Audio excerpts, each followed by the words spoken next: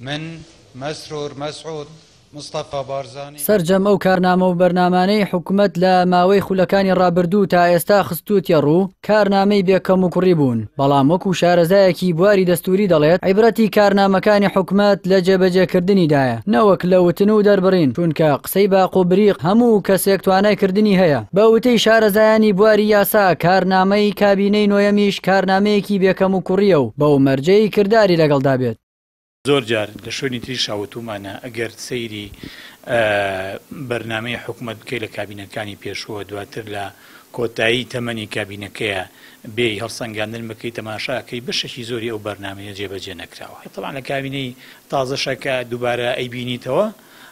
با کارنامەیەکی جوان نووسراوێ هەڵگەڵێ ئەو کەسەت لە جێبەجێکردنی کارنامەکە بەرپرسە کەواتە قیاسەکە ئەبێ بەچی لە خاڵی سەرەتا قیاسەکە بێ بە کەسەکە چونکە ئەو یاعرە پێڵێ فاعلی اجتیماعی ئەو بکەری کۆمەڵایەتیە ئەو کە بەخششی نەبوو بێ لە ڕابردووە زەحمەتە لە ئێستای شەبی بێ لەبەر ئەوە یعنی ئێمە هیوادارین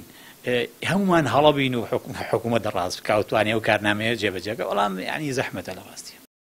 نێچیروان بارزانی لە کاتی ڕاگەاندنی کارنامەی حکوومەتەکەی لە کابینەی هەشتم بەڵێنی ئاوەدانی و خۆشگوزەرانی بە خەڵکی کوردستاندا بە بەهانەی ئابووری سربەخۆش قەیرانی دارایی و بێموچەیی و بێکاری پێشکەشی هاوڵاتیان کرد. مەسرور بارزانی سەرۆکی کابینەی نۆیەمیش یەکێک لە بەڵێنەکانی ڕێگریکردن بوو لە بەکارهێنانی دەسەڵات بۆ مەرامی تایبەتی و حیزبی. کاتی حکوومەتی هەرێمی کوردستان پرۆژە و کارنامەی کابینەکەی ڕادەکەێنێ لە ڕووی دەستوری و یاسیاوە بێکەم کوڕیت کێشی دانیە، بەڵام کێشە لەودا نەستە بواری جێبەجێکردنەوە بۆیە بەڕێی من دانان و پیلان و میکانیزمی جێبەجێکردن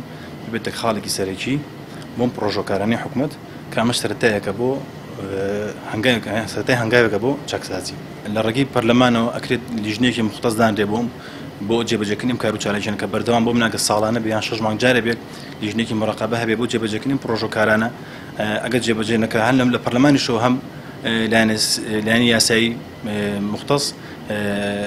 بتوانێت لایەنە یاساییەکەی بۆ بدوزێتەوە هەم لە کاتی جێبەجێکردن کای جێبەجێ نەکردنیشە. بەهۆی نادروستی لە سیاسەتی کاربەدەستانی حکوومەتی هەرێم و نەبوونی پلان و استراتیجیەکی بەهێز چەندین ساڵە هاوڵاتیان و موچەخۆران لە قەیرانێکی دارایی چڕدا دەژین و لە سایەی بەڵێنە بێکردارەکانی بەرپرسانیش هیچ ئاسۆیەکی ڕوون نابینرێت بۆ باشبوونی دۆخی گوزەرانی خەڵکی. ئەوەی ماوەتەوە چاوەڕوانیە بۆ ئەوەی بزانرێت کابینەی نۆیەم چی لە هەک بەدا دەبێت.